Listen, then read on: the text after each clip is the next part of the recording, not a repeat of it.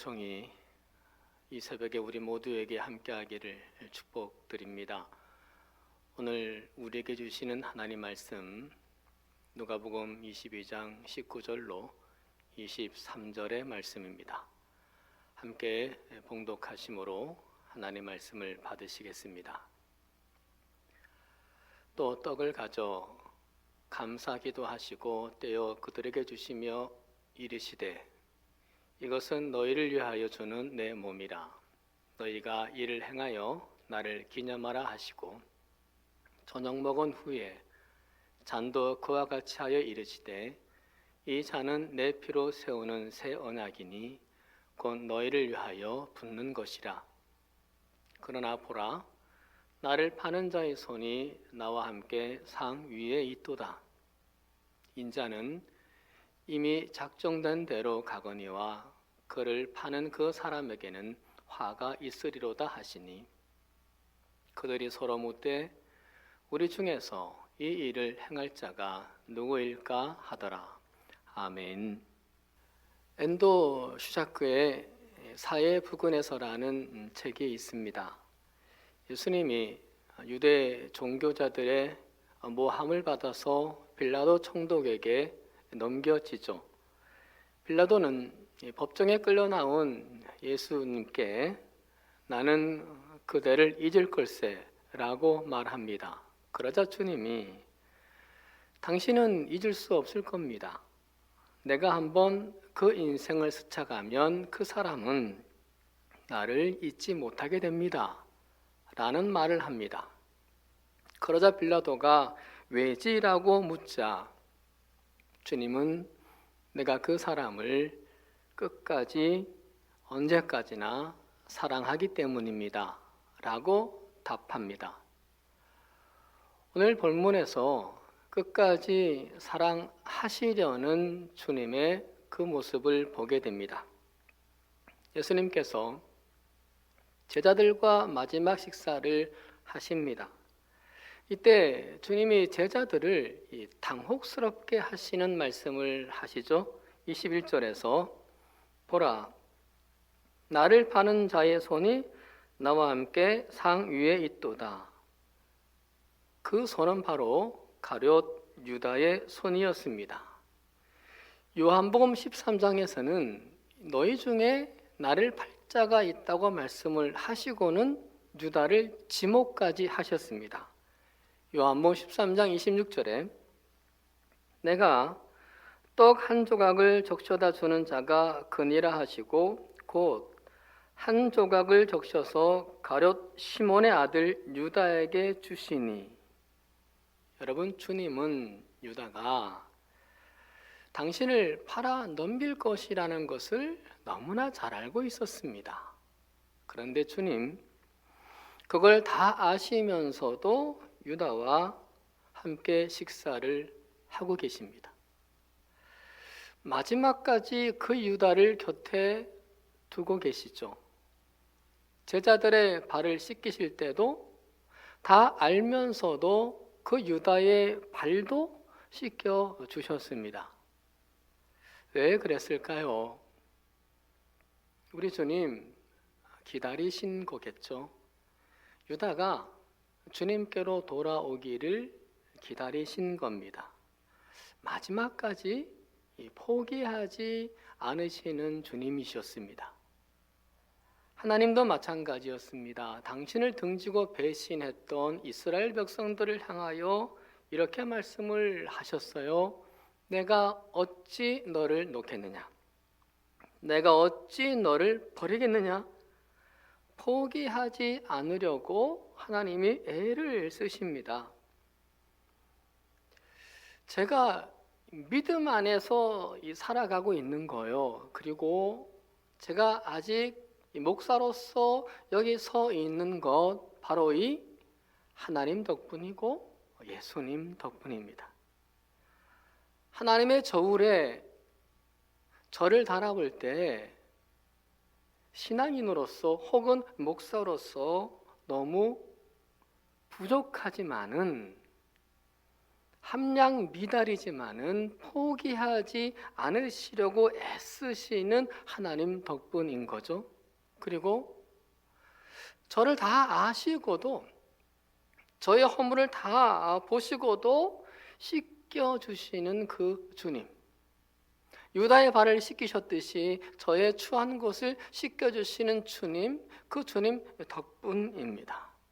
마지막까지도 당신 곁에 두시려고 하시는 주님의 애쓰심의 덕분 말이죠. 사랑하는 여러분, 여러분도 그렇지 않으실까요? 이 시간 내가 어찌 너를 놓겠느냐, 내가 어찌 너를 버리겠느냐, 이렇게 말씀하셨던 그 주님의, 그 하나님의 사랑을 우리가 알고 그 사랑으로 우리를 붙드시는 하나님과 주님께 감사하는 시간들이 있기를 소망합니다. 그런데 이런 생각도 해봅니다. 예수님은 왜 당신을 팔아 넘길 자가 유다라는 것을 굳이 지목을 하셨을까? 만약에 주님이 유다를 그렇게 몰고 가지 않으셨다면 유다가 예수님을 팔아 넘기지 않을 수도 있지 않았을까?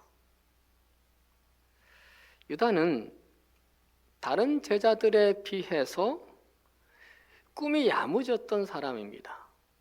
그랬기에 예수님에 대하여 섭섭함이 남다를 수가 있었습니다. 왜냐하면 예수님께서 중요한 곳을 가실 때마다 유다를 빼놓는 겁니다. 베드로와 야고보와 요한만 데리고 가셨습니다.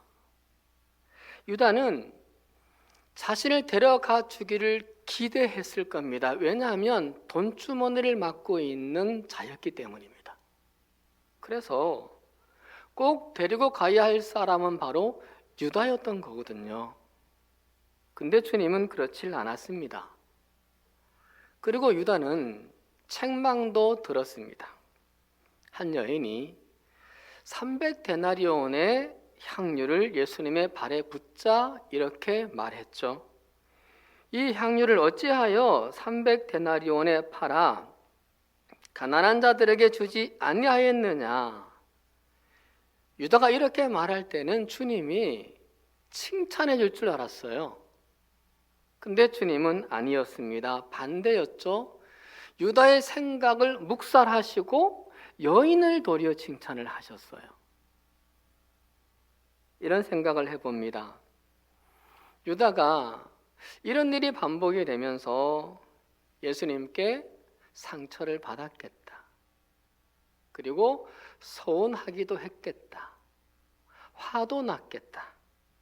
그래서 예수님을 팔려고 마음 먹은 것은 아닐까, 이런 생각 해봅니다. 충분히 그럴 수 있겠다 생각합니다. 하지만 베드로를 생각해 보면 꼭 그것만은 이유가 아니다라는 생각도 듭니다. 베드로 수제자였어요. 그럼에도 종종 예수님께 책망을 받으며 수제자로서의 위신이 깎였었습니다. 결정타를 맞은 적이 있죠. 예수님이 십자가를 지게 될 거라고 말씀을 하시니까 제자들이 다들 조용히 가만히 있었어요. 근데 베드로가 나서서 이렇게 말하죠. 절대 그럴 수는 없습니다. 주님을 지키겠다는 거예요. 주님에 대한 그 애정인 거죠. 칭찬받을 일이었습니다. 그런데 주님 혼내십니다. 이렇게. 사탄아, 내 뒤로 물러가라. 너는 나를 넘어지게 하는 자로다. 네가 하나님의 일을 생각하지 아니하고 도리어 사람의 일을 생각하는도다. 사탄이라고 하셨어요.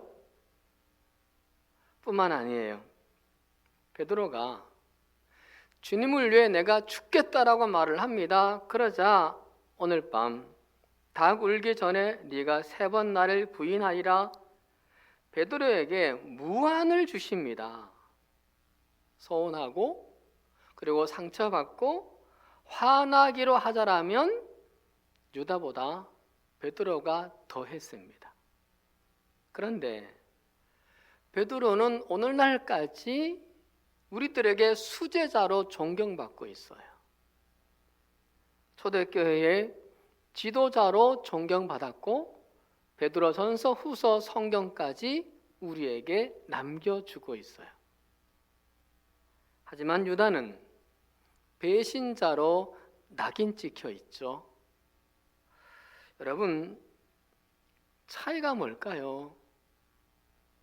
서운함 그리고 분노에 대한 반응입니다. 유다는 예수님이 자신에게 떡을 건네주면서 네가 나를 팔게 될 자라고 지목을 할 때 유다가 뛰쳐나갑니다. 요한복음 13장 30절에서 유다가 그 조각을 받고 곧 나가니 밤이러라 이렇게 기록을 하죠.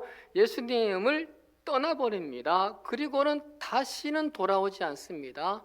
예수님을 팔아 넘길 때 그때 올 뿐이었습니다. 반면에 베드로 예수님께 사탄이라는 소리를 들었습니다. 근데 예수님을 떠나지 않습니다. 예수님을 3번 부인하기도 했습니다. 그러나 그래도 떠나진 않았습니다. 멀찍이 있었던 적도 있었습니다. 하지만 떠나진 않습니다. 마태복음 26장 58절에서 베드로가 멀찍이 예수를 따라갔다라고 기록하고 증언해주고 있어요. 무서워서 또 도망을 치기도 했습니다.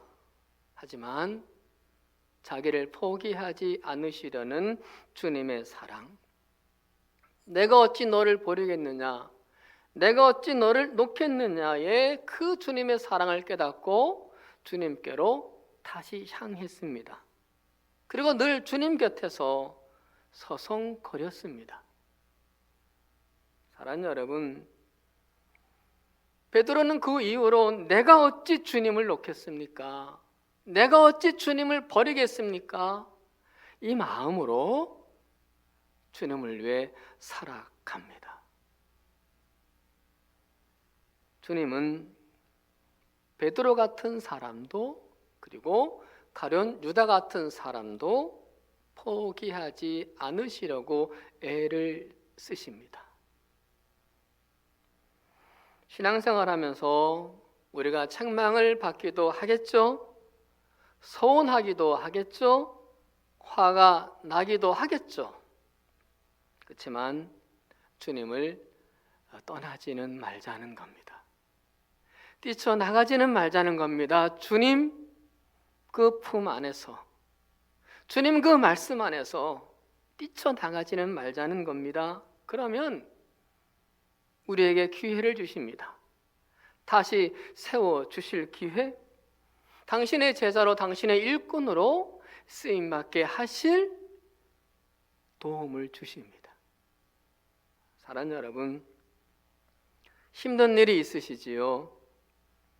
이해하기 힘든 일도 있으시지요? 서운하기도 하시죠? 상처도 받으셨죠? 화가 날 일도 있으시죠? 자, 여러분, 누구나 다 그럴 겁니다. 여기서 우리가 선택하겠죠? 유다로 가시렵니까? 베드로로 가시렵니까? 베드로처럼 내가 어찌 주님을 놓겠습니까?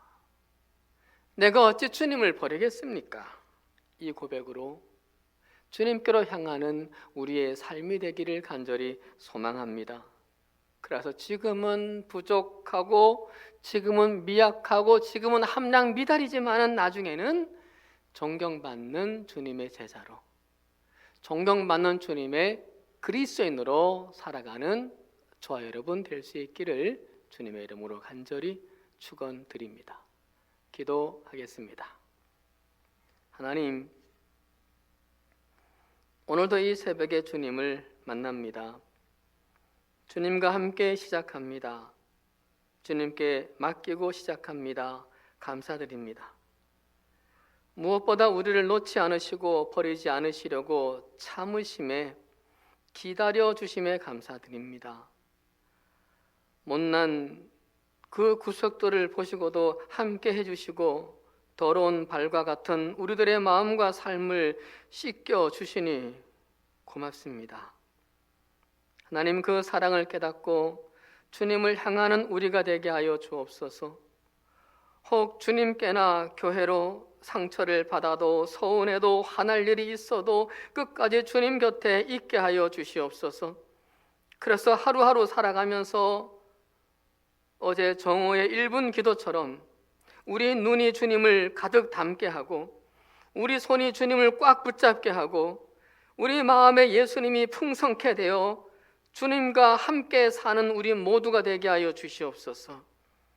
그래서 우리도 베드로와 같이 주님의 제자로 주님의 일꾼으로 기억될 사람들 되게 하여 주시옵소서. 오늘도 주님 앞에 소원을 간구합니다. 문제를 간구합니다. 하나님, 소원을 이루어 주시고 문제를 풀어 주시옵소서. 우리 자녀들의 걸음걸음을 특별히 붙잡아 주시며 인도하여 주시옵소서. 하나님, 특별히 코로나19의 풍랑과 정치의 혼란과 세상의 비난 앞에서 우리 한국교회가 더욱 거룩해지고 바로 세워지게 하여 주시옵소서. 정치적이고 편파적인 비난이든 들어마땅한 책망이든 우리 한국교회들이 엎드려 주님의 뜻을 묻고 주님의 역사하심을 기다리게 하여 주시옵소서. 오늘 하루도 하나님께 모든 것을 맡기옵고 우리를 끝없이 사랑해 주시고 참아 주시고 기대해 주시는 주 예수 그리스도의 이름으로 간절히 기도드리옵나이다. 아멘.